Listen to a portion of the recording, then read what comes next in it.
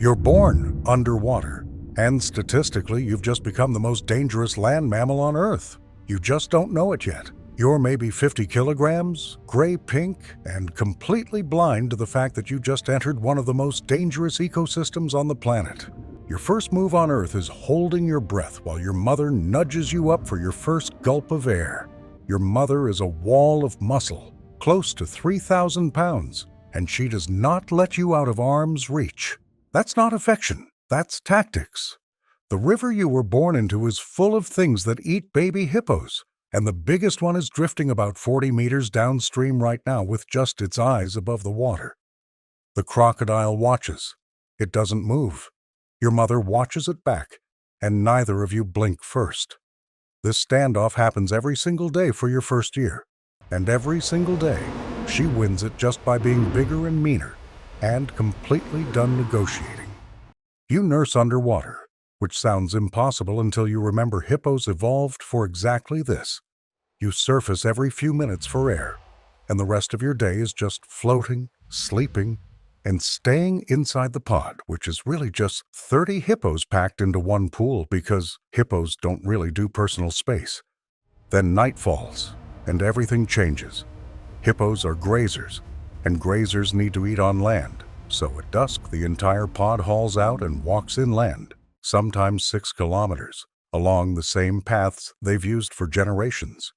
You follow your mother in the dark, eating grass for the first time, and you learn quickly that these paths are basically superhighways. Nothing gets in a hippo's way on its own trail, not even the pride of lions watching from the tree line, deciding you're not worth a fight tonight. By age 2, you're 300 kilograms, and the crocodile has stopped watching you specifically. You've outgrown snack and moved into not worth it, which in this river is basically a promotion. Here's the thing, nobody tells you about hippos. You're not actually a predator. You eat grass, roughly 80 pounds of it a night. And that's less than 2% of your body weight, which is nothing for an animal your size. You don't hunt. You don't chase. Your entire personality is built around one single instruction: defend this water, and you take that job more seriously than anything else in Africa. At 5 years old, you get your first real test. A young male drifts into your stretch of river, and your mother's tolerance for competition runs out. The fight isn't fast. It's mouths open at 150 degrees, tusks scraping, both of you roaring loud enough to carry for kilometers. You watch from the shallows as she opens a gash along his flank that ends the argument in under a minute. That's the lesson. This river belongs to whoever can back it up. You spend the next 5 years just getting bigger, because that's really the whole strategy. By 10, you're pushing 2,000 kilograms. And the calculation every other animal makes when it sees you has changed completely. Lions that used to test young hippos now just watch you pass.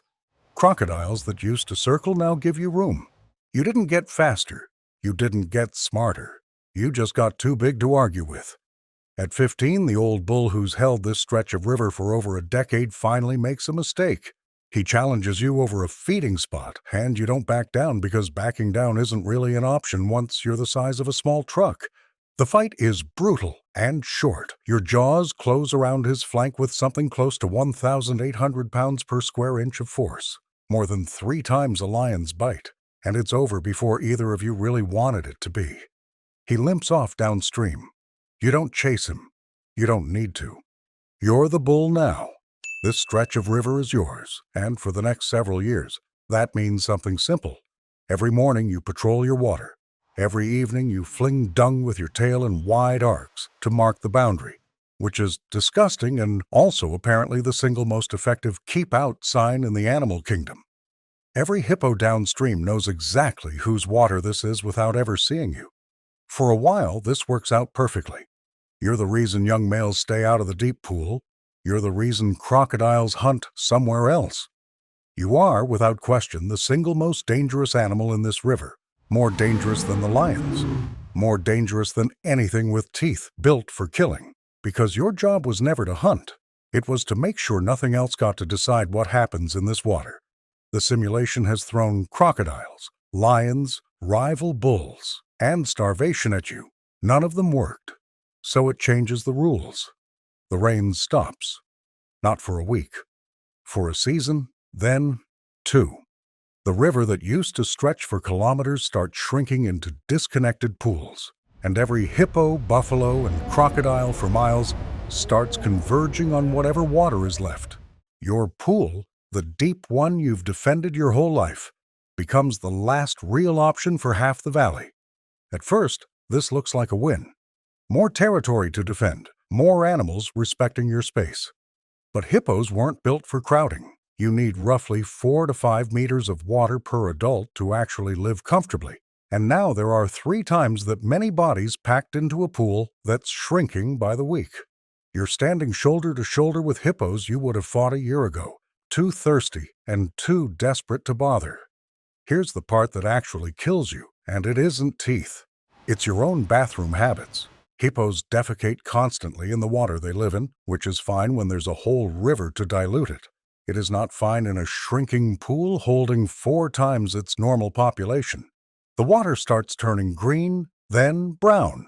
Then it starts to smell like something dying, because something is. The oxygen gets used up. Bacteria bloom in the heat and waste, and the fish start surfacing belly up by the hundreds. You don't know any of this is happening on a chemical level.